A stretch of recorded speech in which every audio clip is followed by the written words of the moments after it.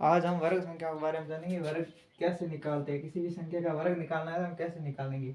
किसी संख्या को स्वयं से गुणा करने पर जो संख्या प्राप्त होती है उसे उसका वर्ग कहा जाता है। यानी कि एक को हम, जैसे कि एक का वर्ग निकालना है तो एक को एक से ही गुणा करेंगे तो कितना आ जाएगा, एक आ जाएगा। तो एक का वर्ग क्या होता है, एक। और किसी संख्या को जिससे दो बार गुणा किया तो उसके लिए घात लिख सकते हैं दो, तीन बार गुणा किया तो घात लिख सकते हैं तीन।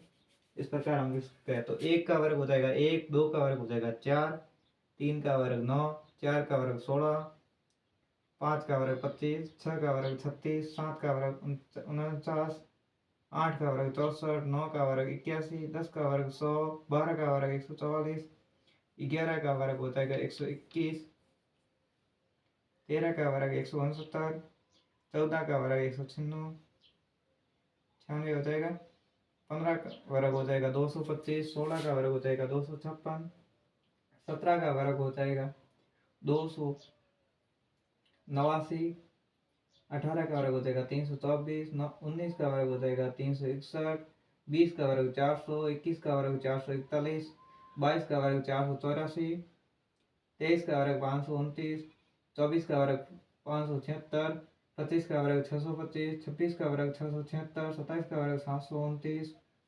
28 का वर्ग 784, 29 का वर्ग 841, 30 का वर्ग 900। तो आपको 30 तक है वर्ग संख्याएं ध्यान रखनी है। किस संख्या का कौन सा वर्ग है ये आपको पता होना चाहिए। कम से कम 30 तक, बाकी आप गुणा करके भी निकाल सकते हो। यदि कोई याद नहीं रहती है तो आप गुणा कर सकते हो आपस में। जैसे कि 16 का वर्ग है, आपको याद करना है, 16 को आप 16 से ही गुणा करोगे तो 16 का वर्ग प्राप्त हो जाएगा। 16 का यदि पहाड़ा आता है सीधे बोल सकते हो, बाकी 6 का पहले गुणा करना पड़ेगा। यदि आप एसएससी की तैयारी कर रहे हो तो आपको 30 तक पहाड़े तो याद होने चाहिए। 16 छके 96, हासिल की 9, 16, 16 और 9 हो जाएंगे 16, 16 और 9 हो जाएंगे 30, यानी कि आ जाएगा 256।